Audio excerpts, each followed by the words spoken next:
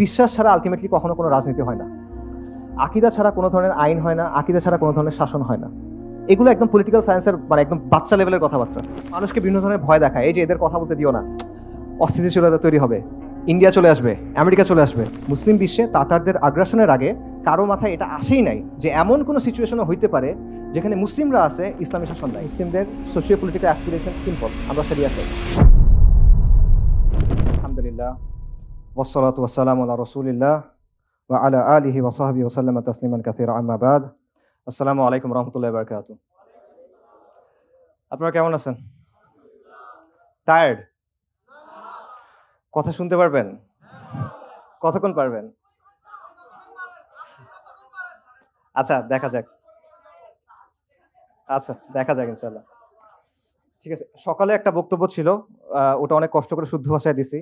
ওটা অফিসিয়াল কথা ছিল, তাই ভাই বলতেছে, এখন আর পারতেছি না। এখন আমি আমার মতো বলি ইনশাআল্লাহ। আজকে আমরা অনেক কথা শুনছি, তো এই কথাগুলোর জিস কি ছিল? আসলে কথাগুলোর জিস ছিল যে বাংলাদেশের সমাজ এবং রাষ্ট্রে কাঠামোগত ইসলাম বিদ্বেষ আছে, এবং কাঠামোগত মানে হলো আমাদের রাষ্ট্রের পলিসি, আমাদের রাষ্ট্রের স্টেট আইডিওলজি, আমাদের শিক্ষা, আমাদের আইন, এটার প্রয়োগ, আইন প্রয়োগকারী সংস্থাগুলোর দৃষ্টিভঙ্গি, আচরণ, গণমাধ্যম, এরকম অনেকগুলো বিষয়ের মধ্যে ইসলাম বিদ্বেষ গেঁথে আছে এবং ইসলামের প্রতি নেতিবাচক বিভিন্ন ধারণা গেঁথে আছে। ঠিক আছে, এই আলোচনাগুলো আমরা অলরেডি শুনছি। আমি যেটা করব সেটা হলো আমি তিনটা জিনিস কভার করার চেষ্টা করব। একটা হলো এই কাঠামোগত বা সিস্টেমিক ইসলাম বিদ্বেষের ফলে আমাদের সমাজে কিছু স্ট্রাকচার বা কিছু ডাইনামিক গড়ে উঠছে, সেগুলো আমি পয়েন্ট আউট করার চেষ্টা করব। আরেকটা হলো এই ইসলাম বিদ্বেষের কারণে আমরা মুসলিমরা আমাদের যে সোশিও পলিটিক্যাল অ্যাসপিরেশন, অর্থাৎ সমাজের ব্যাপারে বা রাজনীতির ব্যাপারে আমরা কি চাই, এই কথাটা বলার সুযোগটা আমাদের কম থাকে বা আমরা বলতে পারি না ইভেন, বা এটা ক্রিমিনালাইজ করা হয়। এই ব্যাপারটা নিয়ে একটু আলোচনা করব এবং ফাইনালি আমি দুটো জিনিস টাই ইন করার চেষ্টা করবো ইনশাআল্লাহ তাআলা। আচ্ছা, সো আমাদের সমাজে এই যে কাঠামোগত ইসলাম বিদ্বেষ আছে বা সিস্টেমিক ইসলাম বিদ্বেষ আছে, এটার ফলাফলগুলো কি কি? এটার একটা ফলাফল হলো যে আমাদের সমাজে ইসলাম এক্সক্লুডেড। এক্সক্লুডেড মানে কি? দেখেন, আমাদের সমাজ এবং সংস্কৃতির মধ্যে ইসলাম অনুপস্থিত, অথবা আপনি বলতে পারেন ইসলাম যতটুকু থাকার কথা ছিল অতটুকু নাই। ব্যাপারটা চিন্তা করে দেখেন যে ধরেন উপমহাদেশের পৌত্তলিক যে ধর্মগুলো আছে, সেখান থেকে আচার আচরণ, রীতি, অনুষ্ঠান, বেশভূষা, এগুলো কিন্তু আমরা খুব ইজিলি বাঙালি সংস্কৃতি বলে গ্রহণ করে নেই। মঙ্গল প্রদীপ, মঙ্গল শোভাযাত্রা, মূর্তি, মুখোশ, এগুলো কোত্থেকে আসতেছে এগুলো তো আমরা বুঝতেছি, তাই না? এগুলো কিন্তু আপনি গ্রহণ করতে পারেন, এগুলো অসাম্প্রদায়িক, এগুলো সংস্কৃতি নিরপেক্ষ, তাই সবার উপর চাপায় দেওয়া যায়। কিন্তু ইসলামের ক্ষেত্রে এটা করা যায় না। সো এটা কিন্তু আসলে হওয়ার কথা না। আপনারা চিন্তা করে দেখেন, এখানে শত শত বছর ধরে মুসলিমদের শাসন ছিল, এটা ওই সময় পৃথিবীর সবচেয়ে সমৃদ্ধ জায়গাগুলোর একটা ছিল, তাই না? এরকম এটা একটা কসমোপলিটন হাব ছিল। তো সেই হিসেবে মুসলিম আইডেন্টিটি এবং ইসলামের যে রিপ্রেজেন্টেশনটা হওয়ার কথা ছিল, ওটা কিন্তু আমাদের এখানে হয় না। সো এটা এই ইসলামোফোবিয়া বা সিস্টেমিক ইসলাম বিদ্বেষের একটা ইম্পর্টেন্ট ফলাফল। আবার দেখেন, ইসলামের যেই বিষয়গুলোকে নিতে চায় সেগুলো কোন বিষয়? সেগুলো হলো ওই বিষয় যেগুলো হিন্দুস্তানি যেই পেগানিজম আছে সেটার সাথে মিশে গেছে, মাজার সংস্কৃতি, ওরস বা এই টাইপের জিনিসপত্রগুলো, এইগুলো তারা গ্রহণ করবে, কিন্তু যেগুলো আদিও অকৃত্রিম ইসলাম সেটার ক্ষেত্রে তারা গ্রহণ করতে চায় না। এরকম একটা ব্যাপারও থাকে। পাশাপাশি দেখেন যে ইসলামের ভিজিবল যে কোনো কিছু, মুসলিমদের জমায়েত হইতে পারে, মুসলিমদের পোশাক হইতে পারে, মুসলিমদের অনুষ্ঠান হইতে পারে, এই জিনিসগুলোকে নেতিবাচকভাবে দেখার একটা টেন্ডেন্সি আছে। আর এটা সবচেয়ে ভালো এক্সাম্পল হলো এই যে হাসিনা, সে একটা কথা বলছিল যে একটা সংবাদ সম্মেলনে, সকালে ওটা বলছি, যে বোরখা পরা মহিলাদের কথা বলতে গিয়ে বলছিল যে এগুলা কি, এটা একদম তাঁবুর মতো হয়ে থাকবে। এবং এটা ইন্টারেস্টিং, কেন ইন্টারেস্টিং? কারণ হাসিনা কিন্তু নিজেকে ইসলাম বিদ্বেষ হিসেবে প্রেজেন্ট করে না। সে প্রেজেন্ট করে সে একজন তাহাজ্জুদ গুজার মানুষ, সে খুব রিলিজিয়াস, জানামাজ সাথে নিয়ে ঘুমায়, মানে বিছনা থেকে গড়ান দিয়ে সে জানামাজে পড়ে, এরকম একটা অবস্থা। তো এই ভাইবে আছে, কিন্তু সেও বুঝে যে এইটা বললে তার সমস্যা হবে না, সে কিন্তু নামাজের ব্যাপারে এটা বলবে না, এত নামাজ পড়ার কি দরকার, এটা কখনো হাসিনা বলবে না। সে কি বলবে, এত বোরখা পড়ার কি দরকার, কারণ সে জানে সমাজের মধ্যে এটার একটা অ্যাকসেপ্টেন্স আছে। ঠিক আছে, সো এই জিনিসটা যে ইসলাম বিদ্বেষ যে আসলে আমরা মনে করতে পারি এটা আসলে ওরকম শক্তিশালী কিছু না, বাট এটা আসলে অনেকাংশে সমাজের মধ্যে নর্মালাইজড, সব বিষয়ে না হলেও অনেক বিষয় আসলে নর্মালাইজড। পাশাপাশি দেখেন যে মুসলিমদের জমায়েতকে ক্ষতিকর হিসেবে দেখানোর একটা টেন্ডেন্সি আছে। করোনার সময় দেখেন সব চলতেছে, মসজিদে জামাত হবে না, কলকারখানায় করোনা যায় না, সে অনেক বড় মুত্তাকি, সে শুধু মসজিদে থাকে, মানে জাহেদ লোক, সে আর কোথাও যাচ্ছে না, সে মসজিদে এসে বসে আছে, এরকম একটা অবস্থা। তারপর ধরেন ৭১ টিভি না ডিবিসি আমার মনে নাই, এখানে আমি জানি না আসলে আছে কিনা, যাই হোক তাদের এক আলোচনায় বলতেছিল যে মুসলিমদের কবর দেওয়ার দরকার নেই, পুড়ে দাও। চিন্তা করে এটা কি পসিবল? আপনি কখনো এটা বলতে পারবেন? অন্য কোনো ধর্মের অনুসারীদের ক্ষেত্রে আপনি বলতে পারবেন? আমরা মানে ইসলামের জায়গা থেকে আমরা কখনো এটা সাপোর্ট করি না এরকম বলা, বাট কেউ কি কখনো বলবে যে ঠিক আছে তোমাদের এটা করার দরকার নেই, পানিতে ভাসিয়ে দাও? না, কিন্তু এটা মুসলিমদের ক্ষেত্রে বলা হবে।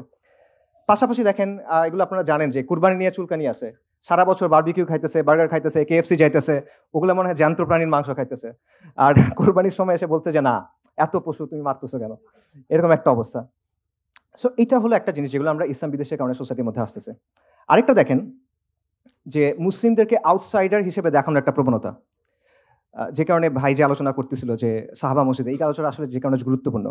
দেখেন বাংলাদেশে একজন রবীন্দ্র সঙ্গীত শিল্পী ছিলেন, মারা গেছেন, মিতা হক। ওনার একটা বিখ্যাত বা কুখ্যাত বক্তব্য আছে, সেটা হলো যে তুমি মুসলিম ভালো কথা, কিন্তু তুমি বাঙালি না কেন?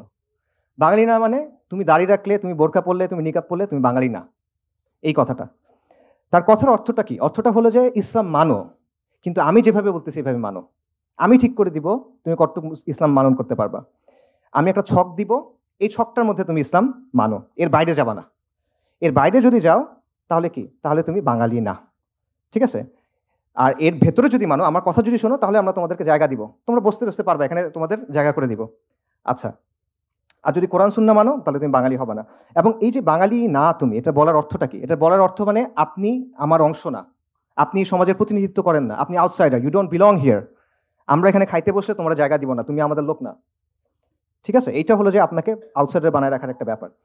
এবং ব্যাপারটা একটা এরকম যে হয় নিজেকে বদলাও, সহি বাঙালি হও, নইলে বাইর হও, ঠিক আছে?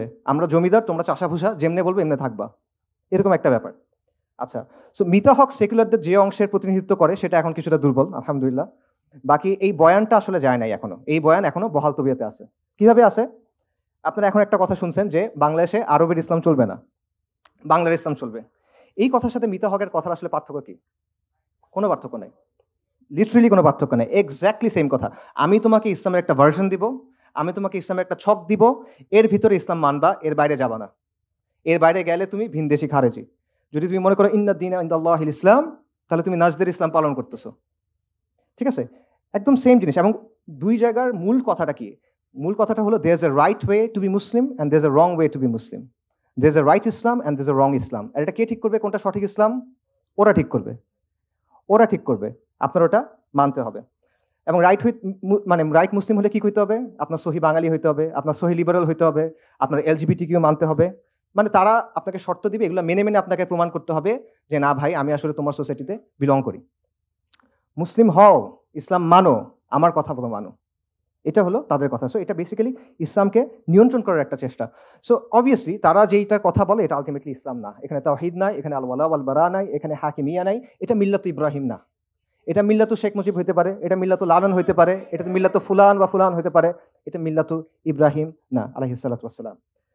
তো এইভাবে এই ইসলাম বিদ্বেষের কারণে এমন একটা সিচুয়েশন তৈরি হয়েছে, সেখানে একদিকে তারা যেটা করতেছে, তারা ইসলাম এবং মুসলিম পরিচয়টাকে ডিফাইন করার চেষ্টা করতেছে যে একটা ছক আছে, এর মধ্যে তুমি থাকতে হবে। এক একজন ছকটা এক এক রকম করে। এটা মনে করেন শাহবাগীরা একটু ছোট রাখে, আরেকজন হয়তো একটু বড় রাখে, বাট আলটিমেটলি তারা এটা কন্ট্রোল করার চেষ্টা করতেছে। অন্যদিকে আপনি যদি তার কথা না মানেন, তখন সে আপনাকে বহিরাগত, ভিনদেশি, খারেজি, অমুক তমুক লেবেল দেওয়ার চেষ্টা করে। এটার সাথে আরেকটা জিনিস রিলেটেড, সেটা হলো অথরাইজড এবং আনঅথরাইজড ইসলাম। ইসলামের কিছু অংশ হলো অনুমোদিত, কিছু অংশ হলো কন্ট্রাব্যান্ড, অননুমোদিত, এটা পালন করা যাবে না। তো ইসলামের কিছু বিষয় এরকম আসলে আছে যেগুলো নিয়ে কথা বলা যায় না। এরকম কোনো বিষয় বলতে পারবেন আপনারা? আচ্ছা, আপনারা তো হযরত শাহজালালের নাম শুনছেন। আচ্ছা, সবাই তাকে খুব পছন্দ করে। শাহজালালের মাজার, শাহজালালের নামে বিমানবন্দর আছে। আচ্ছা, উনি সিলেটে কেন আসছিলেন জানেন? কি নিয়ে আসছিলেন উনি সিলেটে? তলোয়ার নিয়ে আসছিল সিলেটে। হযরত শাহজালাল আল ইয়ামানি এবং শাহপরান আল ইয়ামানি আরব থেকে আরবের ইসলাম নিয়ে আসছিলেন তলোয়ার নিয়ে, ঠিক আছে? তো আপনি শাহজালালের মাজার নিয়ে কথা বলতে পারবেন, এটা সমস্যা না, কিন্তু আপনি তলোয়ারটা নিয়ে বলতে পারবেন না, বা উনি যে আরব থেকে আসছেন এটা নিয়ে আসলে বলতে পারবেন না। এটা হলো একদম সিম্পলি অনুমোদিত ইসলাম, অনুমোদিত ইসলাম। আরেকটা বলি, তিতুমির রাহিমাহুল্লাহ, তিতুমিরকে নিয়ে অনেক কথা আছে। উনি স্বাধীনতা সংগ্রামী, কৃষক বিপ্লবী, এই সেই হ্যান অনেক কথা না। উনি যে ব্রিটিশদের বিরুদ্ধে লড়াই করে একটা জায়গা দখল করে সেখানে যে ইসলামী শরিয়া দিয়ে শাসন করছে, নিজেকে বাদশাহ ঘোষণা করছিলেন, ওনার আন্ডারে ওয়াজির ছিল, শাসন ছিল, এই কথা কিন্তু আপনি জানেন না। কিন্তু তিতুমির কৃষক বিপ্লবী এটা আছে। এইটা আপনি মানতে পারবেন, ওটা অনুমোদিত, ওইটা অন্য অংশটা অনুমোদিত। এবং শরিয়া নিয়ে কথা বলা এটা অবভিয়াসলি আরেকটা বিষয়, যে এটা খুবই ট্যাবু একটা বিষয়। এবং শরিয়া নিয়ে কথা বললে আগে বলা হয়তো জঙ্গি, এখন বলা হবে জঙ্গি, ফ্যাসিবাদী, এবং দুটোই আসলে বিপজ্জনক ট্যাগিং। কারণ এটার মাধ্যমে কি হয়, এটার মাধ্যমে বেসিক্যালি আপনাকে আদারাইজ করা হয় এবং আপনাকে রিপ্রেস করার, মানে আপনার উপর অত্যাচার নির্যাতন করার একটা মানে বৈধতা তৈরি করা হয়, যে ওই যে মানে আপনাকে তো মুমিন বলে করতে পারবে না, আপনি এখন একটা নাম দিতে হবে, রাজাকার, জঙ্গি, এই সেই কিছু একটা নাম বলতে হবে, এটা আর কি। এবং এই ব্যাপারটা এতটাই ডেঞ্জারাস যে যারা নিজেদেরকে মানে ইসলামী ঘরানার মানুষজন, তারাও আসলে শরিয়া নিয়ে কথা বলে একটু ভেবাচাকা খেয়ে যায়, যে আসলে মনে হয় কথাগুলো এখন বলা উচিত হচ্ছে না, পরে মনে হয় বললে ভালোই তো, এরকম একটা ব্যাপার আছে। আচ্ছা, আরেকটা যেটা রেজাল্ট ইসলামোফোবিয়ার, সেটা হলো অ্যাপ্রোপ্রিয়েশন। অ্যাপ্রোপ্রিয়েশন মানে কি, যে তারা দেখবেন ইসলামের বিভিন্ন শব্দ তাদের জন্য ইউজ করে। এটার সবচেয়ে ভালো এক্সাম্পল হলো নির্বাচনের আগে হাসিনার মাথায় হিজাব চলে আসছিল, হাতে তসবি চলে আসছিল। বাকি আমরা ওই যে জুলুম, মাজলুম, শাহাদা, আমাদের দেশে তো নূহ নবীর নৌকা, এই কথাও প্রচলিত ছিল আলাইহিস সালাতু ওয়াস সালাম। এবং এটা কিন্তু জুলাইয়ের আন্দোলনেও আমরা দেখছি। জুলাই আন্দোলনে আমরা কি দেখলাম, একদম সবাইকে আমরা চলেন, সবাই রাস্তায় বের হয়ে যায়, হাসবুনাল্লাহু ওয়া নি'মাল ওয়াকিল, সবাই তাহাজ্জুদে দাঁড়ায় যান, আমরা শহীদ হব, এরকম অনেক কথাবার্তা, আল্লাহ আল্লাহ আল্লাহ। আর শেষ হওয়ার পরে গায়রুল্লাহ, গায়রুল্লাহর কাছে যাইতে হবে এখন। তো এই ব্যাপারটা কিন্তু এখানেও হয়েছে, অর্থাৎ তারা নিজেদের যে সামাজিক রাজনৈতিক প্রকল্প, এগুলোর পক্ষে তারা ইসলামের কনসেপ্টস, ইসলামের পরিভাষা এগুলো ইউজ করে, ঠিক আছে। এবং সমস্যার সময় যে আল্লাহ আমাদের এখান থেকে বাঁচাও, লানাকুনান্না মিনাশ শাকিরিন, তাহলে আমরা তোমার কথা শুনবো, আর হওয়ার পরে তখন আর তাদের খবর নেই। তো একটা হলো যে ইসলামকে তারা নিজেদের রাজনৈতিক স্বার্থে ব্যবহার করে, এটা হলো একটা বিষয়। আরেকটা হলো তারা শুধুমাত্র রাজনৈতিক স্বার্থে ইউজ করে না, তারা ইসলামের টার্মিনোলজি ইউজ করে ইসলামের বিরুদ্ধে বলে। এটা হিস্টোরিক্যাল অনেক এক্সাম্পল আছে, আমি একটা মজার এক্সাম্পল বলি, যে উসমানীদের শাসনের একদম শেষ দিকে তখন তুরস্কে অনেক সেকুলার অনেক মুভমেন্ট খুব পাওয়ারফুল হয়ে গেছিল, এবং তখন তারা যেটা চাচ্ছিল, তুরস্কে তখনও উসমানী সুলতানের নামে খুতবা দেওয়া হতো, তারা ছিল এটা বন্ধ করতে। তো বন্ধ কেমনে করবে, তো তারা এসে বললো যে দেখেন আমরা তো ফিখের কিতাবাদি দেখলাম, ওখানে বলা আছে যে খলিফা হওয়ার অনেকগুলো শর্ত আছে। তো একটা শর্ত হলো তার আলেম হইতে হবে, একটা শর্ত হলো তার মুজতাহিদ হইতে হবে। তো ইনি তো মুজতাহিদ না, তার মানে উনি আসলে খালিফা হইতে পারতেছেন না। তো ওনার নামে খুতবা দেওয়াটা বন্ধ করে দেন, আপনি দেশ এবং জাতির নামে এখন খুতবা দেন। অর্থাৎ তার উদ্দেশ্য হলো খুতবাটার উপর কন্ট্রোল নেওয়া, খুতবাটাকে সেকুলারাইজ করা। কিন্তু এইটা করার জন্য সে ইউজ করতেছে ইসলামী আর্গুমেন্ট, মানে সে খুব কনসার্ন খলিফার কন্ডিশনস মেট হচ্ছে কিনা এটা। সো এক জিনিস বাংলাদেশে ঘটতেছে কিরকম, যখন আপনি বলছেন শরিয়ার কথা, যখন কথা বলা হচ্ছে খিলাফতের কথা, তখন একদল এসে বলছে যে না, আমরা তো আল্লাহর খিলাফত চাই না, আমরা জনগণের খিলাফত চাই, রাইট?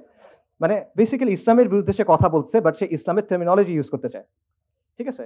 এবং এটা তারা কেন করে, যাতে মুসলিমদের আবেগের জায়গাটা কাজে লাগানো যায়, এবং মুসলিমদের কাজে লাগায় নিজেদের যে পলিটিক্যাল প্রজেক্ট আছে সেগুলো পালন করা যায়। আচ্ছা, এরপর যে বিষয়টা সেটা হলো আপনার কথা বলার জায়গা আপনি পাবেন না। আপনি মুসলিম হিসেবে যখন কথা বলতে চাইবেন, তখন আপনাকে সেই স্পেসটা দেওয়া হবে না। কথাটা আসলে ভুল হয়েছে, আপনি মুসলিম হিসেবে কথা বলতে পারবেন, কিন্তু আপনার কথা বলতে হবে লিবারাল ডেমোক্রেসির জায়গা থেকে, আপনার কথা বলতে হবে হিউম্যান রাইটসের জায়গা থেকে। একটা মেয়ে সে ফেমিনিজমের জায়গা থেকে হিজাবের পক্ষে কথা বলতে পারবে, কিন্তু শরিয়ার জায়গা থেকে সে বলতে পারবে না, ঠিক আছে। যতক্ষণ পর্যন্ত আপনি লিবারাল ডেমোক্রেসি, লিবারাল সেকুলারিজমকে মেনে নিছেন, আপনি বলেন যে ঠিক আছে তোমার সব মূলনীতি আমি মেনে নিছি, আমি তোমাকে চ্যালেঞ্জ করবো না, তখন তার যে একটা সীমানা আছে সেটার ভেতরে আপনি কথা বলতে পারবেন, বাট এর বাইরে গিয়ে আপনি কথা বলতে পারবেন না। ব্যাপারটা হয়েছে অনেকটা এর মতো, যে জালালউদ্দিন রুমির কবিতার অনুবাদের মতো। জালালউদ্দিন রুমির যে কবিতা আছে সেগুলো কিন্তু ওয়েস্টে খুব পপুলার, ঠিক আছে, এবং ওয়েস্টের অনেক সেলিব্রিটি আছে যারা এগুলা খুব পছন্দ করে। কিন্তু তার কবিতা অনুবাদ করতে গিয়ে যেটা হয়েছে, এগুলোকে রোমিও জুলিয়েটের কবিতা বানায় ফেলছে। রুমির কবিতা তো সুফি পোয়েট্রি, ঠিক আছে, এখানে আল্লাহর প্রতি ভালোবাসা, রসুল্লাহ সাল্লাহ সাল্লামের প্রতি ভালোবাসা, ফানা, এরকম ব্যাপার আছে। আপনি এটা সে দ্বিমত করেন, ওটা ভিন্ন কথা, বাকি এটা তো লাইলি মজনুর কবিতা না। কিন্তু ওয়েস্টে অনুবাদ করার সময় এটাকে প্রেমের কবিতা বানায় ফেলছে। কেন? কারণ রুমিকে যদি ওয়েস্টের কাছে খাওয়াইতে হয়, তাহলে তার কাছ থেকে ইসলামটা সরাইতে হবে। সো সিমিলারলি আপনি যদি সমাজে এসে কথা বলতে চান মুসলিম হয়ে, আপনার ইসলামটা সরাই রেখে আসতে হবে, তাহলে আপনি বলতে পারবেন, ইসলামটা নিয়ে আসতে পারবেন না। সো আপনি যখন ইমান, আকিদা, হালাল, হারাম, আল ওয়ালা আল বারা, এই সব কিছু ছেড়ে চলে আসছেন এবং ইসলামের খালি খোলসটা আছে, তখন সে আপনাকে মানে গ্রহণ করবে, তার আগে সে আপনাকে গ্রহণ করবে না। আপনি যদি ইসলামের জীবনবোধের কথা বলেন, ইসলামের শাসনের কথা বলেন, ইসলামের এসেন্সের কথা বলেন, তখন সে আপনার কথা শুনবে না, ঠিক আছে। আর আপনি যদি ইসলামের কিছু ওয়ার্ড ইউজ করে তার যে চিন্তাভাবনাগুলো আছে, সেকুলারিজম, ডেমোক্রেসি, ফেমিনিজম, এগুলোর পক্ষে কিছু ব্যাখ্যা দিতে পারেন, তাহলে আপনি মহাবিদ্বান, আপনি বিশাল দার্শনিক, আপনি মহা চিন্তাবিদ, ঠিক আছে, যুগের ইমাম। সো এইটা আর কি অবস্থা। তো এবং এই সব কিছুর ফাইনাল রেজাল্টটা হলো যে আমরা সামাজিক এবং রাজনৈতিকভাবে মার্জিনালাইজ। এই সব কিছুর রেজাল্টটা হলো যে আপনি কি ধরনের সমাজ চান, আপনি কি ধরনের শাসন চান, এটা বলার সুযোগটা আপনার নাই। এখন আমরা বলি যে আমরা কি ধরনের সমাজ এবং শাসন চাই। আচ্ছা, সমাজ এবং শাসনের ব্যাপারে ইসলামের নর্মেটিভ মানে ইসলামের ডিফল্ট অবস্থানটা কি? ইসলামের ডিফল্ট অবস্থা হলো শরিয়া। মুসলিমরা শরিয়ার অধীনে থাকবে, মুসলিমদের সমাজ, মুসলিমদের শাসন শরিয়ার অধীনে থাকবে, এবং আইডিয়ালি একজন ইমামের আন্ডারে, একজন খালিফার আন্ডারে পুরো মুসলিমরা থাকবে। এটা ইসলামের একেবারে নর্মেটিভ অবস্থান। ক্লাসিক্যাল যুগ থেকে শুরু করে প্রি মডার্ন সময় পর্যন্ত এর কোনো ব্যতিক্রম আপনি পাবেন না, নেভার, সম্ভব না।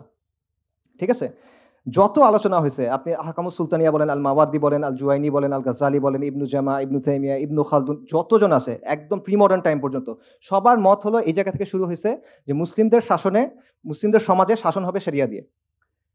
এইটার বাইরে কোনো কথা নেই। এবং আইডিয়াল সিচুয়েশন সবসময় এটা যে একজন খালিফার আন্ডারে পুরো মুসলিমরা একত্রিত থাকবে। এই অবস্থার সাথে ব্যতিক্রম করছে এমন কেউ নাই। এবং তাতারদের আগ্রাসনের আগে মুসলিম বিশ্বে তাতারদের আগ্রাসনের আগে কারো মাথায় এটা আসেই নাই যে এমন কোনো সিচুয়েশনও হইতে পারে যেখানে মুসলিমরা আছে, ইসলামী শাসন নাই। এটা তাদের didn't even ochre to them. ঠিক আছে, তো এটা হলো একদম বাই ডিফল্ট, মানে আমাদের একদম ইনবিল্ট অবস্থান। কিন্তু এই অবস্থানটা আজকে অপরিচিত হয়ে গেছে টু দ্য এক্সটেন্ট, যখন কেউ এটা বলে যে আমরা শরিয়া চাই, তখন এটা মনে হয় মহা র্যাডিক্যাল একটা কাজ হয়ে গেছে। অথচ এটা ইসলামের একদম ডিফল্ট পজিশন। মানে আপনি যেমন নামাজের ব্যাপারে কি আপনার কাছে যদি বলে 5 ওয়াক্ত সালাত নাকি 6 ওয়াক্ত, আপনি অবাক হয়ে যাবেন, এটা কি বলে? এটা ওরকম একটা ব্যাপার। সো এই চেঞ্জটা আসলে কিভাবে হলো? এই চেঞ্জটা হয়েছে কলোনিয়াল যুগে, উপনিবেশিক আগ্রাসনের সময়। উপনিবেশিক আগ্রাসনের দুটা কাজ হয়েছে। এক, তারা আমাদের উপর তাদের শাসন চাপায় দিছে। বা তার আগে তারা কি করছে? আমাদের তো একটা শাসন ছিল, সেটাকে তারা একদম স্টেপ বাই স্টেপ সিস্টেম্যাটিকভাবে ডিসম্যান্টেল করছে। ঠিক আছে, এটার কিছু এক্সাম্পল আপনারা শক্তিফের আলোচনায় শুনছেন যে যখন সূর্যাস্ত আইন হয়েছে, চিরস্থায়ী বন্দোবস্ত হয়েছে, একটা সোসাইটির ইকোসিস্টেম কিন্তু সম্পূর্ণ চেঞ্জ হয়ে যায়। এই যে মুসলিম এলিটরা ছিল, তাদের জমিদারি যখন চলে গেল, তাদের উপর কিন্তু অনেক একটা কমিউনিটি ডিপেন্ডেন্ট। এটা কিন্তু পুরো জিনিসটা আসলে ওলটপালট হয়ে যাচ্ছে। আরেকটা জিনিস চিন্তা করেন, জাস্ট একটা এক্সাম্পল, ওয়াকফ বা আওকাফ যে সিস্টেমটা, এটা কিন্তু মুসলিম বিশ্বে একসময় যত ল্যান্ড ছিল তার মধ্যে 1/3 ওয়াজ ওন্ড থ্রু আওকাফ, ওয়াকফের মাধ্যমে। এবং ওয়াকফ কিন্তু শাসকের আন্ডারে না, এটা কমিউনিটি ওন্ড। এবং মুসলিম বিশ্বে যত ওয়েলফেয়ার কার্যক্রম হইতো ম্যাক্সিমাম হইতো ওয়াকফের মাধ্যমে। ওয়েলফেয়ার স্টেটের ধারণাটা কিন্তু আসলে ইসলামে নাই। কেন নাই বলতেছি, কারণ ওয়েলফেয়ার স্টেট মানে হলো স্টেটের সাইজটা অনেক বড় হবে এবং স্টেট অনেক ট্যাক্সেশন করবে, নাহলে সে এগুলো আপনাকে দিবে কেমন? এতগুলো সার্ভিস দিতে হলে আপনার ট্যাক্সেশন নেওয়া হবে না। তো ইসলামে কিন্তু ব্যাপারটা এরকম ছিল না।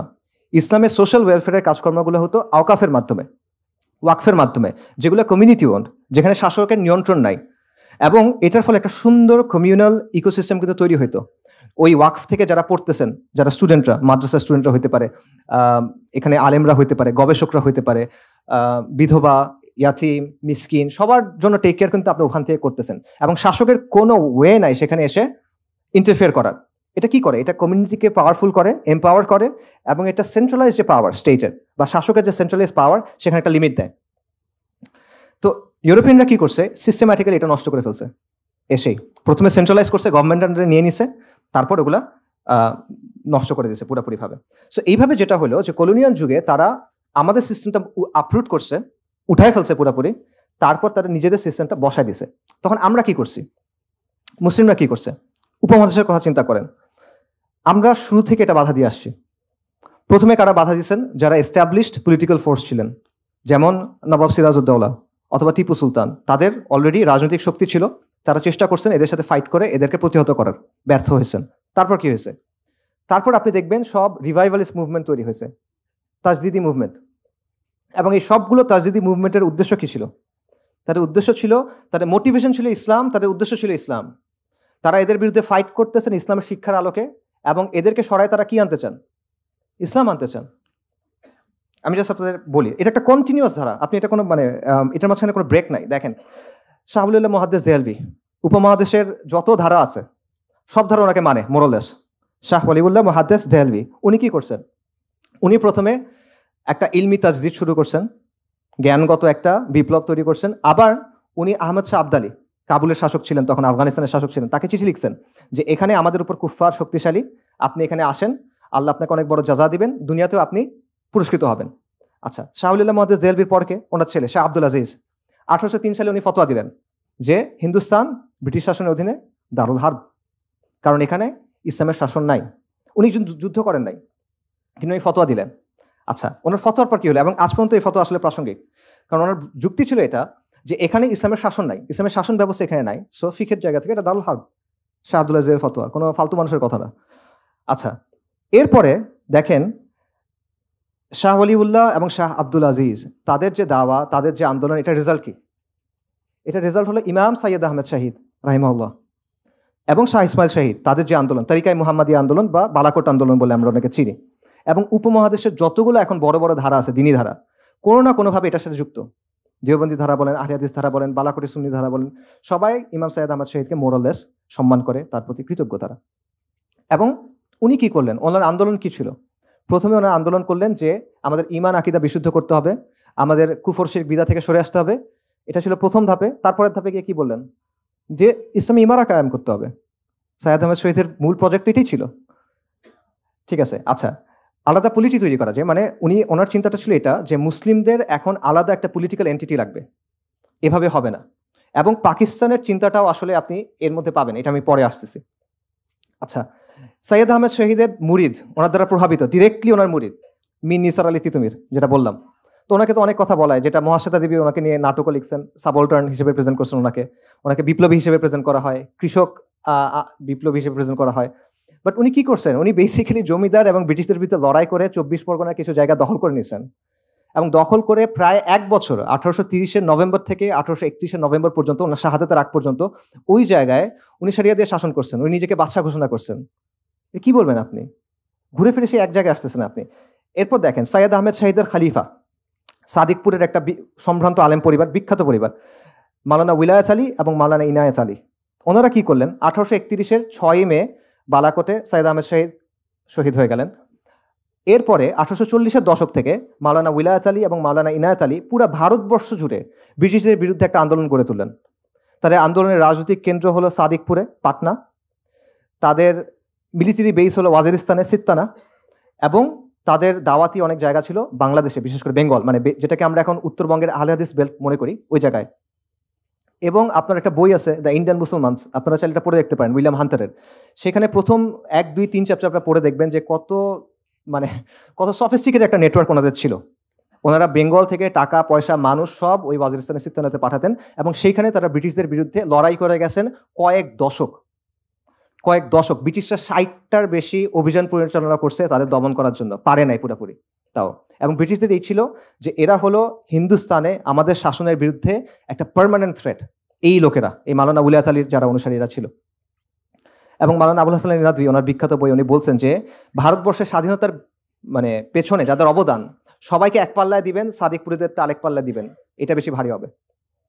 সো তাদের উদ্দেশ্য কি ছিল? আবারও শরিয়া কায়েম করা। এরপর আসেন শামেলির কথায়, 1857 সালে মহাবিপ্লব বা বিপ্লব যেটাই বলেন। ওই সময় উত্তরপ্রদেশের একটা জায়গা আছে থানা ভবন, সেখানে জনগণ রাস্তায় নেমে আসলো, ব্রিটিশরা পালায় গেল। তখন কয়েক মাস সময় সেখানে ইসলামী শরিয়া দ্বারা শাসন হয়েছিল। কারা করছিলেন? ইমদাদুল্লাহ মুহাজির মাক্কি, কাসেম নানতুবি, রাশিদ আহমেদ গাঙ্গুহি। এনারা কারা? আকাবিরা দেওবন্দ। এনারা গিয়ে দারুল উলুম দেওবন্দ গঠন করছেন। তাদের উদ্দেশ্য কি ছিল? শরিয়া ছিল। তারপর আসেন আমি মনে করি আমাদের জন্য সবচেয়ে প্রাসঙ্গিক যারা, ফরাজি আন্দোলন, এবং এটা সমসাময়িক আন্দোলন। 1818 সালে হাজী শরীয়তুল্লাহ রাহিমাহুল্লাহ উনি ফরাজি আন্দোলন শুরু করেন। ফরাজি আন্দোলন যুদ্ধ করে নাই। বালাকোট এবং তিতুমির, বাঁশের কেল্লা, দুটা তো কাছাকাছি সময়, মেতে একটা, নভেম্বরে একটা। এরপরে ওনারা যুদ্ধ করেন নাই, কিন্তু ওনারা ওনাদের মতো আন্দোলন চালায় গেছেন।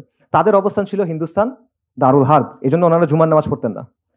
এখন এটা ফিকিভাবে আপনি তার সাথে দ্বিমত করেন, ওটা ইস্যুটা না। আমার পয়েন্টটা হলো যে এটা কিন্তু একটা পলিটিক্যাল পজিশন। তারা বলছে যে এই শাসনটাকে, এটা দারুল হার্ব, এটা আমাদের ডিফল্ট পজিশন না। সো আমরা আমাদের ডিফল্ট যেভাবে আমাদের নর্মালি ইসলাম পালন করার কথা, সেটা আমরা এখানে পালন করতে পারতেছি না। পাশাপাশি তারা কিন্তু বিভিন্ন ধরনের আন্দোলন করছেন। আমরা ফরাজি বলতে বুঝি যে তারা হয়তো বা শুধুমাত্র কুফর শিরক বিদআর বিরুদ্ধে কথাবার্তা বলছে, বাট ব্যাপারটা কিন্তু এরকম না। তাদের একটা অর্গানাইজেশনাল স্ট্রাকচার ছিল, তাদের প্যারামিলিটারি বাহিনী ছিল, লাঠিয়াল বাহিনী ছিল। তারা চর দখল করতেন, আন্দোলন করতেন, বিভিন্ন কৃষক আন্দোলন তারা করছেন, বিভিন্ন অসহযোগ আন্দোলন তারা করছেন। এবং তারা রাষ্ট্রের উপর চাপ প্রয়োগ করছেন। একটা ইন্টারেস্টিং ঘটনা আছে, সেটা হলো যে একবার হাজী শরীয়তুল্লাহর ছেলে, তারপর যিনি নেতা হয়েছেন দুদু মিয়া, ওনাকে একবার পুলিশ ব্রিটিশরা ধরে নিয়ে গেছে। তো রায় হবে ফরিদপুর আদালতে, এবং আদালতের পাশ হলো নদী। তো রায়ের দিন ফরাইজিরা 3000 নৌকা নিয়ে হাজির হয়েছে, নৌকা ভর্তি লাঠিয়াল। যে রায় যদি দুদু মিয়ার পক্ষে যায় তাহলে তো ঠিক আছে, যদি পক্ষে না যায় আদালত ভেঙে বের করে নিয়ে যাবে। সো তারা ওইভাবে প্রেশারও দিচ্ছেন, প্রেশারাইজও করছেন, ঠিক আছে। এবং পরে শেষ পর্যন্ত তার পক্ষে রায় দিছিল, আর ভাঙতে হয় নাই। এর বাইরে ফরাইজিদের নিজস্ব আদালত ছিল, তাদের শরিয়া আদালত ছিল, তাদের যে কন্ট্রোল যে জায়গাগুলো ছিল সেখানে তাদের শরিয়া আদালত ছিল, যেখানে হানাফি ফিক অনুযায়ী শাসন হইতো। এবং ডক্টর মুহাম্মদ আহসানুল্লাহ ফয়সাল কিছুদিন আগে মারা গেছেন রাহিমাহুল্লাহ, ওনার একটা থিসিস আছে, এটা ফরাইজিদের নিয়ে সবচেয়ে ডিটেল কাজ আমার দেখা, মুইনুদ্দিন খানের কাজের চেয়ে অনেক বেশি ডিটেল। ওখানে উনি এই সবগুলো আনছেন যে শুধু ঢাকা, বৃহত্তর ঢাকা অঞ্চলে 22টা শরিয়া আদালত ছিল তাদের, ফরাইজিদের, ঠিক আছে। তো এই আবারও দেখেন ঘুরে ফিরে ফরাইজি আন্দোলন যারা আলটিমেটলি স্ট্রাগলে যায় নাই, আর্ম স্ট্রাগলে যায় নাই, তারাও আলটিমেটলি কি চাইছে? শরিয়া চাইছে। অর্থাৎ কন্টিনিউসলি আপনি বারবার দেখতেছেন যে আমাদের শরিয়া শাসন ছিল, ওটা হয়তো ফ্লড ছিল, সমস্যা নাই, কিন্তু ছিল। এরপরে ব্রিটিশরা আসলো, তারা এটা সরাই দিল। এরপর আমাদের প্রথম ইম্পালস কি ছিল? আমাদের প্রথম ইম্পালস ছিল যে এটা সরাই আবার সরিয়ে আনতে হবে, লজিক্যালি, রাইট? এটি তো হওয়ার কথা। এবং শুধু এটা এইখানে না, এই একই সময়ে পুরো মুসলিম বিশ্বে আপনি অনেকগুলো আন্দোলন দেখবেন যেগুলোর মোরাললেস একই ধরনের রুট। প্রথমে তারা সংস্কার আনছে, কুফর শিরক বিদার বিরুদ্ধে সংস্কার করছে, তারপর তারা একটা তাজদিদি মুভমেন্ট হয়েছে, তারপর তারা তামকিনের দিকে গেছে। এটা একটা কমন প্যাটার্ন আপনি দেখবেন। এবং শুধু এইটা না, এই যে পাকিস্তান যে রাষ্ট্র, এটার সাথে এই সিলসিলার সম্পর্ক আছে। পাকিস্তান আন্দোলন কারা করছে? মুসলিম লীগ কারা করছে? আলিগড়ের ছাত্ররা, আলিগড়ি ধারা যেটাকে বলা হয়। আলিগড় কার brainchild? Sir Syed Ahmed Khan. Sir Syed Ahmed Khan ইংরেজদের অনেক ওয়াফাদার গোলাম ছিল, এটা সত্য। তবে এটাও সত্য যে সে শাহ ইসমাইল শহীদ এবং সৈয়দ আহমেদ শহীদের চিন্তাধারা অনেক প্রভাবিত ছিল। এবং এটা সবচেয়ে বড় প্রভাব সেটা হলো ইমাম সৈয়দ আহমেদ কি চাচ্ছিলেন? উনি চাচ্ছিলেন মুসলিমদের একটা আলাদা পলিটিক্যাল এন্টিটি হোক, একটা ইসলামী ইমারা, মুসলিমদের একটা আলাদা জায়গা হবে যেখানে শরিয়া দিয়ে শাসন হবে। এই জায়গাটা সৈয়দ আহমেদও গ্রহণ করছে, আলিগড়িটাও গ্রহণ করছে, মুসলিম লীগও গ্রহণ করছে। খালি একটা জিনিস বদলায় ফেলছে, মুসলিমদের একটা আলাদা পলিটি হবে। সৈয়দ আহমেদ শহীদ বলছেন এটা শরিয়া দিয়ে শাসন হবে, আর ওখানে আস্তে আস্তে এটা চেঞ্জ হয়ে গেছে, এটা লিবারাল সেকুলারিজম দিয়ে শাসন হবে। বাট এটা বীজটা কিন্তু এইখানে। এবং এইটা নিয়ে একটা খুব ভালো থিসিস আছে এডিনবারা ইউনিভার্সিটি একজনের, আপনারা চাইলে ওটা পড়তে পারেন, লম্বা অনেক নাম বলতেছি না। ইভেন পাকিস্তানের যে অবজেক্টিভ রেজলিউশন, যেটা কারারদাদে মাকাসেদ বলে, সেখানে একটা কথা আছে যে এটা কুরআন সুন্নাহর বাইরে কোনো কিছু এখানে আসবে না, এরকম একটা কথা আছে। এই কথাটা কেন আসলো? এরা তো সবাই সেকুলার, ওরা এই কথাটা কেন আনলো? কারণ ওই সময় পর্যন্ত ব্যাপারটা এমন ছিল যে মুসলিমরার জন্য তো এইটাই ডিফল্ট, যে আমরা তো আসলে শরিয়ার অধীনেই থাকবো, রাইট? সো ইভেন পাকিস্তান, যেটা একটা সেকুলার স্টেট, যেটাতে আসলে এইসব কথা অ্যাড করে আলটিমেটলি কোনো লাভ হয় নাই, বাট স্টিল ওই দেশটা যখন তৈরি হচ্ছে, যখন তাদের অবজেক্টিভ রেজলিউশন তৈরি হচ্ছে কনস্টিটিউশনের, তখন কারারদাদে মাকাসেদ যেটা, সেখানে তারা এই জিনিসটা ইনক্লুড করতে বাধ্য হয়েছে। এইটা হলো অবস্থা। সো এই কথাগুলো আমি কেন বললাম? এই কথাগুলো আমি বললাম যে এর মাধ্যমে আমরা কি বুঝলাম, সেটা হলো যে শরিয়া এটা আমাদের একদম মৌলিক অবস্থান, এটা নতুন করে প্রমাণ করার কিছু নাই, শুরু থেকে এটা আমাদের অবস্থান। তো এবং এটা নন নেগোশিয়েবল অবস্থান। এত কথা বলে এটা আসলে প্রমাণ করার দরকার ছিল না, বাট মানুষ বলে যে এটা হঠাৎ করে কোনো একটা কথা নিয়ে আসতেছে। না, এটা হঠাৎ করে কোনো কথা না, এটা আমাদের আকাইদি অবস্থান, এটা নুসুসি অবস্থান, এটা ফিকহি অবস্থান, এটা আমাদের ঐতিহাসিক অবস্থান এবং আমাদের পূর্বপুরুষদের গৌরবের উত্তরাধিকার। We are heirs of their glory, কিন্তু আমরা রিলাক্টেন্ট heirs, মানে আমরা উত্তরাধিকার সূত্রে একটা সম্পদ পাইছি, কিন্তু আমরা এটা গ্রহণ করতে চাই না, গড়িমসি করতেছি আমরা। ব্যাপারটা আসলে এরকম। সো দুইটা পয়েন্ট, আমাদের রাজনৈতিক অবস্থান হলো বেসিক্যালি মুসলিমদের সোশিও পলিটিক্যাল অ্যাসপিরেশন সিম্পল, আমরা শরিয়া চাই, দ্যাটস ইট। এর বাইরে আর কিছু না, এর বাইরে অন্য কিছু চাওয়ার ইখতিয়ার আল্লাহ আমাদের দেন নাই, এটা সুযোগ নাই। ইন্না দীনা ইনদাল্লাহিল ইসলাম। কিন্তু আজকে এই বিষয়টা অপরিচিত হয়ে গেছে এবং এটা ক্রিমিনালাইজ করা হয়েছে, এটা ট্যাবু হয়ে গেছে, যেটা মনে হয় অদ্ভুত কিছু একটা, মানে আপনি তোমরা সরিয়ে যাচ্ছ, এটা কি আবার? এবং এই কাজটা হয়েছে দুইটা ধাপে। প্রথম ধাপটা হলো, দেখেন এই যে ইসলামিস্ট বলি না আমরা, ইসলামিস্ট কারা? ইসলামিস্ট বলার মানেটা কি আসলে? ওরা ইসলামিস্ট বলতে কাদের বোঝায়? যারা শরিয়া চায়। এটা তো মুসলিমদের মধ্যে আলাদা কোনো ধারা হওয়ার কথা না, এটা তো আমাদের ডিফল্ট পজিশন, যেটা আমি এতক্ষণ বললাম। এটা কিভাবে হইলো? উসমানীদের পতন হওয়ার পর স্বাভাবিকভাবে মুসলিম বিশ্বে অনেকগুলো আন্দোলন তৈরি হলো, যাদের উদ্দেশ্য ছিল মুসলিমদের রিভাইভাল। স্বাভাবিকভাবে এটার মধ্যে ইখওয়ানুল মুসলিমিন আছে, জামাত ইসলামী আছে, জর্ডানের তাকিউদ্দিন নাভানির ওনাদের আন্দোলন আছে, সাইদ কুতুব রাহিমুল্লাহ দাওয়া আছে, এটসেট্রা। তো এই ধারাটা যখন তৈরি হইলো তখন ওয়েস্টার্নাররা এটা একটা নাম দিল যে এরা হলো ইসলামিস্ট। এটা মুসলিমদের মধ্যে আলাদা একটা ক্যাটাগরি। সব মুসলিম খারাপ না, ইসলামিস্টরা খারাপ, ওরা একটা জিনিস চায়। সো এইভাবে প্রথমে একটা ক্যাটাগরাইজেশন করলো। এরপরে কয়েক দশক চলে গেল, 80-র দশক আসলো, ইসলামিস্টদের মধ্যে কেউ কেউ তখন ডেমোক্রেসিগুলো একটু গ্রহণ করলো। তখন তারা আরেকটা ভাগ করলো যে ভালো মুসলিম আছে, খারাপ মুসলিম আছে। খারাপ মুসলিম হলো এই ইসলামিস্টরা। ইসলামিস্টদের মধ্যে কিছু মন্দের ভালো আছে, ওরা ডেমোক্রেসি একটু মানে। আর একটা আছে, কিছু আছে একদম খারাপ, এগুলো হলো র্যাডিক্যালস। ঠিক আছে? সো এই দুই ধাপে আলটিমেটলি এটা হয়েছে। এবং আজকে আমরা কোন অবস্থায় আসি? আজকে যারা ওই যে পলিটিক্যাল ইসলামিস্ট, তারা এখন আর শরিয়ার কথা বলে না। এখন শরিয়ার কথা শুধুমাত্র র্যাডিক্যালরাই বলে, আর কেউ আসলে বলে না। তো এবং ইন্টারেস্টিংলি এই জিনিসটাও আপনি কলোনিয়াল সময়ে পাবেন। আবার উইলিয়াম হান্টারের বইটাতে যাই। উইলিয়াম হান্টারের বইতে যারা ব্রিটিশদের বিরুদ্ধে যুদ্ধ করতেছিল, এই যে মাওলানা উলায়াত আলী, ইনায়াত আলীর যারা অনুসারীরা, তাদের একটা নাম দিছে সে। কি নাম? হিন্দুস্তানি ফ্যানাটিক্স, ধর্মান্ধ। এবং তাদের যে জায়গাটা, ওটার নাম ছিল দ্য ফ্যানাটিক বেস, ধর্মান্ধদের ঘাঁটি। ঠিক আছে? সো এই হলো অবস্থা। এবং এই কাজটা ওরা সবসময় করে যে মুসলিমদের মধ্যে কিছু হলে ভালো, স্যার সৈয়দ আহমেদ ভালো, সৈয়দ আহমেদ শহীদ খারাপ। ঠিক আছে? মোল্লা ব্র্যাডলি ভালো, আরেক মোল্লা খারাপ। এই জিনিসটা ওরা সবসময় করে। এবং সবচেয়ে দুঃখজনক বলেন, ইন্টারেস্টিং বলেন, মুসলিমদের মধ্যে একটা অংশ আছে যারা ভালো মুসলিম হইতে চায় ওদের কাছে, এবং এটা হওয়ার জন্য ওরা বাকি মুসলিমদের ক্ষতিও করতে চায়। তাহলে আনফর্চুনেট বাস্তবতা। তো আজকের সমাজের হিসেবে যদি আমরা চিন্তা করি, স্যার সৈয়দ আহমেদ কিরকম মুসলিম? ইমাম সৈয়দ আহমেদ শাহিদ, উনি কিরকম মুসলিম হবেন? তিতুমির কিরকম মুসলিম হবেন? হাজী শরীয়তুল্লাহ কিরকম মুসলিম হবেন? সো শুধু এইটা না, ইভেন এমন একটা বয়ান আছে, সেটা হলো যে ইসলামিস্টদের থেকে, মানে সোকল ইসলামিস্টদের থেকে আসছে, যে তারা বলে যে যারা ইখওয়ানুল মুসলিমিনের অবস্থান গ্রহণ করে নাই, ঠিক আছে, ইখওয়ানুল মুসলিমিনের অবস্থানটা যারা গ্রহণ করে নাই, এই যে সংস্কারের বা অন্যান্যটা, তারা আসলে ইসলামিস্টই না। তারা ইসলামিস্ট বলা যাবে না, ইসলামিয়ুন তারা না। ভালো কথা, ইসলামিস্ট না। শাহ ওলিউল্লাহ কি ছিলেন? হাজী শরীয়তুল্লাহ কি ছিলেন? তিতুমির কি ছিলেন? আমরা ওইটা। আমরা ইসলামিস্ট হওয়ার দরকার নাই, আমাদের অমুক তুমুকের হওয়ার দরকার নাই, গুড ব্যাডও দরকার নাই। ওনাদের যে অবস্থান সেটা আমাদের অবস্থান, এবং এটা ওনাদেরও অবস্থান না, এটা দিন ইসলামের অবস্থান। আচ্ছা, তাহলে সামারি করি, আমরা কি বুঝলাম? আমরা যেটা বুঝলাম সেটা হলো শরিয়া আমাদের ডিফল্ট অবস্থান। কলোনিয়াল যুগে এসে এটা আমাদের থেকে সরায় ফেলা হয়েছে এবং সেকুলার সিস্টেম চাপায় দেওয়া হয়েছে। মুসলিমরা যখন এটা প্রতিরোধ করছে, তাদের প্রতিরোধের মোটিভেশন ছিল ইসলাম এবং তাদের গোলও ছিল ইসলাম। তারা ইসলামের জন্য প্রতিরোধ করছেন এবং তারা ইসলামী শাসনটাই চাইছেন। এবং এই অবস্থাটা পরিবর্তন হয়েছে আলটিমেটলি 20 শতাব্দীতে এসে, যখন ইউরোপিয়ানরা যাওয়ার সময় এমন কিছু মানুষকে পাওয়ারে রেখে গেছে যারা তাদের মতোই চিন্তা করে। আচ্ছা, সেই সাথে যেটা হয়েছে যে বিভিন্ন নামে, এই যে আপনি শরিয়া চান, এই যে আমাদের অ্যাসপিরেশনস, এটাকে ক্রিমিনালাইজ করা হয়েছে বা ট্যাবু বানায় ফেলা হয়েছে। এটা হলো অবস্থা। সো এর ফলে আলটিমেটলি এখন অবস্থাটা এমন দাঁড়াইছে যে মুসলিমরা যদি একত্রিত হয় সমাজ বা পলিটিক্স নিয়ে কথা বলতে, তখন এটা একটা ভীতিকর বিষয় হয়ে যায়। মুসলিমরা যদি এবং মানুষকে বিভিন্ন ধরনের ভয় দেখায়, এই যে এদের কথা বলতে দিও না, অস্থিতিশীলতা তৈরি হবে, ইন্ডিয়া চলে আসবে, আমেরিকা চলে আসবে, রাইট? এদের কথা বলতে দিলে ডেভেলপমেন্ট ক্ষতিগ্রস্ত হবে, এই ধরনের একটা অ্যান্টিসিপেটরি ফিয়ার তৈরি করা হয়। সেই সাথে বিদ্যমান ব্যবস্থার অল্টারনেটিভ নিয়ে আপনি যে কথা বলবেন, যে না, নেশন স্টেটের বাইরে অন্য কিছু থাকতে পারে, এই কথা বলার সুযোগ আপনার নাই। সেকুলার ডেমোক্রেসির বাইরে যে অন্য কিছু আপনি থাকতে পারে, এই কথা বলার সুযোগ আপনাকে দেয়া হয় না। এবং ফাইনালি মুসলিম যে পরিচয় এবং মুসলিমদের যে রাজনীতি, এটার বয়ানটাকে তারা কন্ট্রোল করার চেষ্টা করে। এবং এইখানে সেকুলাররা কিন্তু একেবারেই কনসিস্টেন্ট না তাদের জায়গায়। উদাহরণ দেখেন, কিছুদিন আগে ঢাকা ইউনিভার্সিটিতে সিরাজ শিকদারের একটা মিউরাল হয়েছে। সিরাজ শিকদারকে সর্বহারা পার্টির নেতা।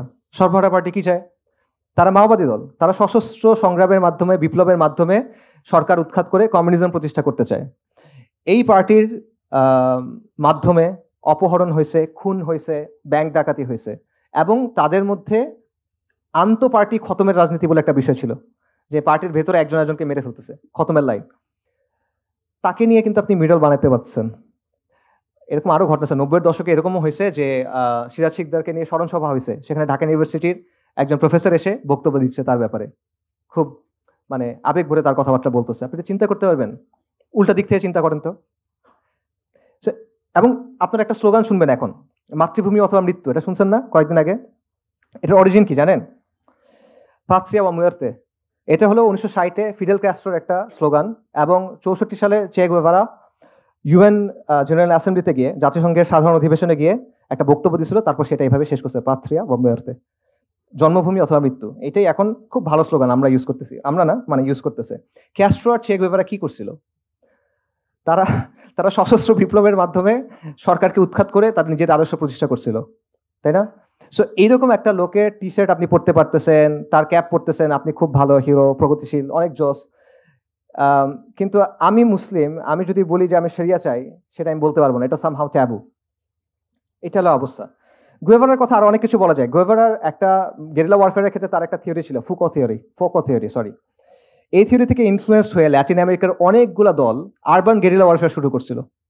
যদিও গুয়েভারার থিওরি ছিল রুরাল এরিয়া নিয়ে, ওটা ভিন্ন আলোচনা। আরবান গেরিলা ওয়ারফেয়ার মানে কি? Basically terrorism. তার মানে হচ্ছে গুয়েভারা বেসিক্যালি টেরোরিজমের একজন তাত্ত্বিক, কিন্তু আপনি তাকে সেলিব্রেট করতে পারতেছেন, কোনো সমস্যা নাই। চে গুয়েভারার আন্ডারে বৈপ্লবিক আদালতের মাধ্যমে অনেক মানুষের ফাঁসি হয়েছিল। মানুষের রক্ত তার হাতে লেগে আছে, ভালো খারাপ ওটা পরে আলোচনা, বাট লেগে তো আছে। তাকে সেলিব্রেট করতে কোনো সমস্যা নাই। কিন্তু আমি যদি শরিয়ার কথা বলি, আমি আপনার কোনো আইন ভাঙতেছি না, কিন্তু আমি বলতেছি আমার জায়গা থেকে যে আমি শরিয়া চাই, আমি এটা মানি না, তখন আপনি এটা বলতে দিবেন না। এটা একেবারেই কনসিস্টেন্সি না, এবং এটা সেকুলারদের চরম ধরনের ইনকনসিস্টেন্সি, যেটা তারা আসলে স্বীকার করে না এবং তারা আসলে আড়াল করে রাখতে চায়। মৌলিক সমস্যা কোন জায়গায়? মৌলিক সমস্যাটা হলো, দেখেন, বিশ্বাস ছাড়া আলটিমেটলি কখনো কোনো রাজনীতি হয় না, আকিদা ছাড়া কোনো ধরনের আইন হয় না, আকিদা ছাড়া কোনো ধরনের শাসন হয় না। এগুলো একদম পলিটিক্যাল সায়েন্সের মানে একদম বাচ্চা লেভেলের কথাবার্তা, ঠিক আছে? মানে নিউট্রাল কখনো কোনো আইন হইতে পারে না। যে কোনো পলিটিক্যাল শাসন, যে কোনো শাসন ব্যবস্থা, যে কোনো পলিটিক্যাল সিস্টেম, যে কোনো আইন, এটার পেছনে একটা ধারণা থাকে যে আমি কি ধরনের সমাজ চাই, একটা ভালো জীবন কেমন হবে, গুড লাইফের ভিশনটা কেমন হতে পারে, রাইট? সমাজ কেমন হওয়া উচিত। তো এই যে ঔচিত্যের যে ধারণা, এটা কোত্থেকে আসবে আপনার কাছে? আপনার তো একটা মেটাফিজিক্স আছে, আপনার একটা আকিদা আছে, সেখান থেকে এটা আসতেছে, তাই না? তো আপনি যেটাই বলেন, যত নিউট্রালিটি কথা বলেন, যাই বলেন, আলটিমেটলি এখানে বিলিফ থাকে, এখানে ওয়ার্ল্ড ভিউ থাকে। আর এখানেই মানুষের মতপার্থক্য হয়। মতপার্থক্য হয় দেখে কনফ্লিক্ট হয়, কারণ মানুষ মৌলিক বিশ্বাসের ব্যাপারে একমত হইতে পারে না। আবারও এগুলো একদম পলিটিক্যাল সায়েন্সের লিবারালিজমের 101 কথাবার্তা, যে মানুষ যদি মৌলিক বিষয়ের ব্যাপারে একমত হইতে না পারে, তাহলে তুমি সলভ করবা কেমনে? এখানে কনফ্লিক্ট রেজলিউশনটা কেমনে হবে? সো বাংলাদেশের সেকুলারদের এবং আমাদেরও সবারও আসলে যেটা বোঝা দরকার, সেটা হলো ইসলাম এবং সেকুলারিজমের মধ্যে একটা ইররিকনসিলিয়েবল কনফ্লিক্ট আছে। এটা এমন একটা কনফ্লিক্ট যেটা কোনোদিন সমাধান হবে না, এটা একটার সাথে মিলতে পারবে না, যে কোনো একটা থাকতে হবে, ঠিক আছে? সো এখন আপনার যেটা চিন্তা করতে হবে, ঠিক আছে, কেউ একজন সেকুলার, সে সেকুলারিজমকে ভালো মনে করে, সে চায় সেকুলারিজমই থাক, এবং সেটাই আছে, তারাই তো বিজয়ী। আচ্ছা, কিন্তু কেউ কি তাদের সাথে দ্বিমত করতে পারবে? এটাকে তারা অ্যালাউ করবে কিনা? যদি এমন কোনো সিচুয়েশন আসলো, মনে করেন এটা অনেক সিচুয়েশনে আসে আসলে, যে ইসলামের অবস্থানের সাথে সেকুলারিজমের অবস্থান মিলতেছে না, তখন কোনটা প্রাধান্য পাবে? সেকুলার সংবিধান, তাই না? তো একজন রিলিজিয়াস মুসলিম এটা মানবে কিভাবে? সে যদি মনে করে যে এটা আমি মানা সম্ভব না, আমার পক্ষে এই জিনিসটা আমি একসেপ্ট করা সম্ভব না, থিওলজিক্যালি আমার পক্ষে এটা একসেপ্ট করা সম্ভব না, আকাইদি ভাবে আমি এটা একসেপ্ট করতে পারতেছি না, তো আপনি তাকে কি সলিউশন দিবেন তখন? তোমরা সবাই বাঙালি হয়ে যাও, তোমরা সবাই বাংলার মুসলিম হয়ে যাও, এগুলো বলবেন আপনি? এটা হবে না আসলে। সো এই জায়গাটা আসলে চিন্তা করতে হবে যে আপনি এই জায়গাটা কিভাবে ডিল করবেন। ধরেন কেউ কোনো আইন ভাঙলো না, ফরাজিদের মতো চিন্তা করেন, কিন্তু সে বলল যে আমি আমার জায়গা থেকে, আমার দিনের জায়গা থেকে, আমার আকিদার জায়গা থেকে আমি ইসলামের বাইরে আর কোনো কিছু মানতে পারবো না, আমি শরিয়া চাই। এই অবস্থান যদি কেউ নেয় এবং সমাজ এবং রাষ্ট্রে তারা যদি একটা সিগনিফিকেন্ট ফোর্স হয়ে ওঠে, এই সেকুলার রাষ্ট্র তাকে কিভাবে ডিল করবে, সেকুলাররা তার সাথে কিভাবে ডিল করবে, এই প্রশ্নটা চিন্তা করার দরকার আছে। এবং এই প্রশ্নটা কেন আমি করতেছি, কারণটা হলো আমাদের সমাজ এবং রাষ্ট্র সেকুলারটাই নিয়ন্ত্রণ করে, এবং এই সেকুলারিজম যেটা আছে এটা কিন্তু মানুষের ইচ্ছায় আসে নাই, এটা কোয়ার্সিভ ফোর্সের মাধ্যমে আসছে, জোর করে বসানো হয়েছে সহজ ভাষায়, এবং তারা কিন্তু জোর করে টিকে আছে। এটা তাদের মধ্যে যারা বুদ্ধিমান তারা বোঝে, বোকারা না বুঝতে পারে। আমাদের মধ্যে যারা বুদ্ধিমান তারাও বুঝে, বোকারা না বুঝতে পারে। তো এই জন্য তাদের চিন্তা করা দরকার যে তারা কি নিজেদের অবস্থানে কনসিস্টেন্ট হবে, তারা কি মার্কেট প্লেস অফ আইডিয়াজে এই ইসলামী শরিয়ার ব্যাপারে আলোচনাকে আসতে দিবে, চিন্তার হাটবাজারে আসতে দিবে, নাকি তারা ডাবল স্ট্যান্ডার্ডের দিকে যাবে? এবং এই প্রশ্ন নিয়ে চিন্তা করা দরকার, কারণ আলটিমেটলি ইসলাম এবং সেকুলারিজমের দ্বন্দ্ব যেটা, এটাই ইনশাআল্লাহ সামনে বাংলাদেশে সবচেয়ে গুরুত্বপূর্ণ প্রশ্ন হয়ে দাঁড়াবে। সেটা ওদেরও চিন্তা করা দরকার, এটা আমাদেরও চিন্তা করা দরকার। আমাদের জন্য সবাই করণীয় কথা জিজ্ঞেস করে, একটু করণীয় কথা বলি। যারা অনেক ডিটেলে জানতে চান আমার কিছু লেখাটা কাছে পড়তে পারেন, what is to be done একটা লেখা আছে ওটা পড়তে পারেন। বাট জেনারেলি কিসের জন্য করণীয় বাই দ্য ওয়ে?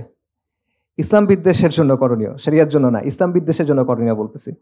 আচ্ছা, আপনার কয়েকটা ফ্রন্টে কাজ করতে হবে। একটা কাজ হলো আদর্শিক ফ্রন্টে, আইডিওলজিক্যালি। সেটা কি? প্রথম হলো ইসলামের বিশুদ্ধ আদর্শ ধারণ করা, কমপ্লিটলি ইসলামের যে ওয়ার্ল্ড ভিউটা আছে এটা গ্রহণ করা। এর মধ্যে জোড়াতালি আছে, নিশ্চিতভাবে আছে আপনার গ্রহণ করার মধ্যে, এটা আমি নিশ্চিত। কারণ আমরা যেভাবে ইসলামটা বুঝি, আমাদের সমাজে যেটা ইনপুটটা দেয় ওটা একটা করাপ্টেড ইনপুট। সো এটার মধ্যে জোড়াতালি আছে, এই জোড়াতালিগুলো খুঁজে খুঁজে বের করে আপনার সরাইতে হবে। বিশুদ্ধভাবে সম্পূর্ণভাবে ইসলামী ওয়ার্ল্ড ভিউটা আপনার গ্রহণ করতে হবে, যেভাবে সাহাবায়ে কেরাম রাদিয়াল্লাহু আনহুম বুঝছেন। আবু বকর রাদিয়াল্লাহু আনহুকে এসে আবু জাহেল বলছে যে তুমি শুনছো মোহাম্মদ কি বলছে সাল্লাল্লাহু আলাইহি ওয়াসাল্লাম? কি বলছে? যে উনি একদিনে নাকি এক রাতে নাকি মক্কা থেকে জেরুজালেম গেছে আবার ফিরে আসছে, এটা তুমি বিশ্বাস করো নাকি? বলছে উনি এটা আসলেই বলছেন বিশ্বাস করি, এই জন্য ইনি আস-সিদ্দিক। এটা হলো ঈমান। এইভাবে আপনার ইসলামটাকে গ্রহণ করতে হবে। সো এটা হলো প্রথম কাজ। দ্বিতীয় যেটা কাজ সেটা হলো এই ইসলাম বিদ্বেষের যে স্তম্ভগুলো আছে, যেগুলো ভাইদের আলোচনায় অনেকগুলো আসছে, সেকুলারিজম, বাঙালি জাতীয়তাবাদ ইত্যাদি ইত্যাদি, এগুলোকে আপনার আউটরাইট অ্যাটাক করতে হবে আদর্শিকভাবে। আউটরাইট অ্যাটাক করা, ডিলেজিটিমাইজ করতে হবে কমপ্লিটলি। আপনি এর সাথে কুসুম কুসুম ভালোবাসা করতে পারবেন না, যে ঠিক আছে এটা একটু আছে ওইটা একটু আছে, না না এটা ভালো ওইটা ভালো, এইরকম করলে রবীন্দ্রনাথের কবিতা আসলে খুব ভালো, রবীন্দ্রনাথের কবিতা খুব ভালো, খুবই ভালো, তার লেখাও খুবই ভালো, but it doesn't concern me. আমি তার সাহিত্যমান নিয়ে আলোচনা করতে আসি নাই। এটা আমার আইডেন্টিটি, অস্তিত্বের একটা প্রশ্ন। আমার যখন ফ্রি টাইম থাকবে আমি তখন এগুলো করবো, বউকে শোনাবো, ওটা ভিন্ন বিষয়। ঠিক আছে? সো এই ব্যাপারে আপনার কুসুম কুসুম অ্যাপ্রোচ নিলে হবে না, you have to completely delegitimise them. এই আইডেন্টিটি, এই ন্যারেটিভ আপনার ভেঙে ফেলতে হবে। এটা রেখে আপনি কখনো এই হতে পারবেন না। এখানে কোনো হাফ মেজার নাই, half measure always fails, you have to go full in. এটা হলো একটা বিষয়। আরেকটা হলো আদর্শিক অঙ্গনের আরেকটা কাজ, যেটা আমি বারবার বলি, আবারও বলবো, বলে যাবো ইনশাল্লাহ, সেটা হলো ইসলাম এবং সেকুলারিজমের যে দ্বন্দ্ব, এটাকে আপনার বারবার সামনে নিয়ে আসতে হবে। যখন একটা সমাজের মধ্যে কোনো একটা দ্বন্দ্বের ব্যাপারে মানুষ একমত হয় যে আসলে এটা একটা প্রবলেম, তখন ওই সমাজটা কোনো একটা দিকে যাইতে পারে। তার আগ পর্যন্ত এটা ঘুরতে থাকবে, অনেক কিছু হবে, 69 হবে, 90 হবে, 24 হবে, 37 হবে, 51 হবে, অনেক কিছু হইতেই থাকবে, কিন্তু আপনি ঘুরতে থাকবেন, পরিবর্তন আসবে না। আপনার ওটা একটা জায়গায় নিয়ে যেতে হবে। এটা নিয়ে যাওয়ার সবচেয়ে সহজ, মানে এটা ওই যে নবীদের দাওয়ার তো অনেকগুলো স্টাইল ছিল, এক একজন এক এক রকম স্টাইল ছিল আলাইহিস সাল্লাতু ওয়াস সালাম। ইব্রাহিম আলাইহিস সালাম এই কাজটা কিভাবে করছিলেন? উনি গিয়ে মূর্তি ভেঙে দিয়েছেন ডিরেক্ট গিয়ে। তো এটা হলো মিলাতু ইব্রাহিম, ওনার স্টাইল এটা। আমরা এইভাবে হয়তো পারবো না, ওই আজিমাত আমাদের নাই। বাকি এটা বোঝা, এটা বোঝা যে মূল জায়গাটা আপনার নিতে হবে এবং সমাজকে বাধ্য করতে হবে এই জায়গায় আসতে। নইলে আবার এটা ঘুরতে থাকবে ঘুরতে থাকবে ঘুরতে থাকবে, মানুষ মরবে, এই হবে সেই হবে, আলটিমেটলি কোনো পরিবর্তন আসবে না। এর বাইরে বাকি সব কিছু at the end of the day will amount two exercises in futility. Ultimately এখান থেকে তেমন কিছু আসবে না। আচ্ছা, এটা হলো একটা। কাজের ক্ষেত্রে কি করবেন? কাজের ক্ষেত্রে প্রথম যে পয়েন্টটা সেটা হলো আমাদের সামাজিক শক্তি অর্জন করতে হবে। সামাজিক শক্তি মানে কি? এটা মানে আমাদের অনেক প্রতিষ্ঠান হবে, আমাদের অনেক টাকা পয়সা হবে, আমাদের অনেক ডিগ্রি থাকবে, এরকম কিছু না। এটা সামাজিক শক্তি না। আমি সামাজিক শক্তি একটা স্পেসিফিক পলিটিক্যাল সেন্সে ইউজ করতেছি। সামাজিক শক্তি মানে হলো আপনার চারপাশের যে পরিস্থিতি, আপনার চারপাশের যে এনভায়রনমেন্ট, এটাকে আপনি চেঞ্জ করতে পারেন বা ইনফ্লুয়েন্স করতে পারেন। এটা হলো সামাজিক শক্তি, এবং এটা একটা পলিটিক্যাল ডেফিনেশন। জিন শার্প নামে একজন পলিটিক্যাল সায়েন্সিস্ট ছিল, মারা গেছে, আমেরিকান। তার লেখা এটা আছে, এবং শুধুমাত্র তার লেখা না, আরো অনেকের লেখায় আছে। আমি স্পেসিফিক এই অর্থে বলতেছি সামাজিক শক্তি, অর্থাৎ আপনার সমাজে নেগোশিয়েট করার ক্যাপাসিটি অর্জন করতে হবে, আপনার প্রেশারাইজ করার ক্যাপাসিটি অর্জন করতে হবে। তা না হলে হবে না। আপনার অনেক টাকা পয়সা আছে কিন্তু এই ক্যাপাসিটি নাই, লাভ নাই, দখল হয়ে যাবে। আপনার অনেক প্রতিষ্ঠান আছে, এই ক্যাপাসিটি নাই, লাভ নাই, টেক ওভার করবে। ঠিক আছে? সো সামাজিক শক্তি হলো এমন সব ধরনের প্রভাব ও চাপ প্রয়োগের সক্ষমতার সমষ্টি, যেটা সমাজের এক গোষ্ঠী আরেক গোষ্ঠীর উপর প্রয়োগ করে। একদম বইয়ের ডেফিনেশন বললাম। আচ্ছা, ঠিক আছে। এবং এই যে সামাজিক শক্তি, এটা হলো পরের কাজ। এই সামাজিক শক্তি কখনো একা একা হয় না, এটা সামষ্টিকতা থেকে আসে, কালেকটিভ অ্যাকশন থেকে আসে। ঠিক আছে? আপনি একা একা এটা অর্জন করতে পারবেন না, আপনার একসাথে হইতে হবে, এটা না হলে এটা হবে না। সো এই সামষ্টিক কাজ কিভাবে করবেন? কমিউনিটি অ্যাক্টিভিটি হতে পারে, সোশ্যাল অ্যাক্টিভিজম হতে পারে, দাওয়া হতে পারে, বাট করতে হবে। এবং এটা কেন আপনি করবেন? এটা করবেন কারণ এই সমাজ আপনাকে দাঁড়ানোর জায়গা দিতে চায় না। আপনার ওই জায়গাটা করে নিতে হবে। এটা আরেকজন এসে দিয়ে যাবে না, কিন্তু এটা আপনাকেই করতে হবে। আপনার ছেলে এসে করবে না, আপনাকেই করতে হবে। সো এই জন্য আজকে যেহেতু এই জায়গাটা আপনার নাই, আপনি কোনো দল করেন না, আপনি কোনো নির্বাচন করেন না, আপনি মাদ্রাসা স্টুডেন্ট না, মাওলানা না, এটসেট্রা এটসেট্রা, তো আপনার কথা বলার সুযোগ নাই। এই তুমি কি কথা বলছো কেন, যাও গা, জঙ্গি, এরকম। সো আপনার ওই জায়গাটা তৈরি করে নিতে হবে। এটা আপনাকে কেউ এনে ব্লাটিতে সাজায় এনে দিবে না। ঠিক আছে? উল্টো দিকে হেঁটে হেঁটে আসলে সমাজের যে স্রোত এটা আপনাকে পরিবর্তন করতে হবে, এটা আর কোনো অপশন নাই। এখানে কোনো ম্যাজিক বুলেট সমাধান নাই। আপনার একদম গ্রাসরুটস থেকে কাজ করতে হবে। আপনার নিজের এলাকা, নিজের পাড়া, নিজের গ্রাম, নিজের ইউনিভার্সিটি বা নিজের প্রতিষ্ঠান, এই জায়গাগুলো থেকে কাজ করতে হবে। এটা ছাড়া অপশন নাই। এবং এই কালেকটিভ অ্যাকশন, এই সোশ্যাল অ্যাক্টিভিজমের মাধ্যমে আপনার ওই অবস্থানটা তৈরি করে নিতে হবে। সো সমাধান এগুলো হলো আসলে সমাধানের জন্য অ্যাকচুয়াল স্টেপস, বোরিং স্টেপস। শুনতে ভালো লাগে না, গরম না, তেমন জজবা আসে না এগুলো শুনলে, কিন্তু আলটিমেটলি এগুলাই সমাধান আমি মনে করি। ফরাইজিরা কি করছিল দেখেন, তাদের জন্য অনেক অপশন বন্ধ ছিল, বাট স্টিল কিন্তু তারা কিন্তু একটা ব্যবস্থা করছিল। সরি, একটা কথা আমি বলতে ভুলে গেছি। ফরাইজিদের ব্যাপারে ব্রিটিশ আমলে একটা ম্যাজিস্ট্রেট ছিল, নবীন চন্দ্র সেন, তার একটা কথা ছিল, বিখ্যাত উক্তি, যে ফরাইজিরা ব্রিটিশ রাজের অধীনে রাষ্ট্রের ভিতরে একটা রাষ্ট্র কায়েম করছে, স্টেট উইদিন এ স্টেট, এই হিসেবে তারা করছিল। সো একটা কালেকটিভ শক্তি হিসেবে আপনার সমাজে হাজির হইতে হবে এবং একটা নতুন সোশ্যাল ব্লক হিসেবে আপনার নিজেকে গড়ে তুলতে হবে। তখন আপনি নেগোশিয়েট করতে পারবেন, তখন আপনি চাপ দিতে পারবেন, তখন আপনার কথা তারা শুনতে বাধ্য হবে। তার আগ পর্যন্ত সে শুনবে না, সে কন্টিনিউসলি জমিদার কন্টেস্টে চেষ্টা করবে চাষাভূষাদেরকে দমন পীড়ন করতে। ঠিক আছে, আচ্ছা। সো শর্তগুলো, কাজগুলো কি কি বললাম? একটা হলো আদর্শিক বিশুদ্ধি, পরিপূর্ণভাবে ইসলামী ওয়ার্ল্ড ভিউ ধারণ করা। ইসলাম বিদ্বেষের আদর্শিক যে স্তম্ভগুলো আছে সেগুলোকে আউটরাইট রিজেক্ট করা এবং অ্যাটাক করা।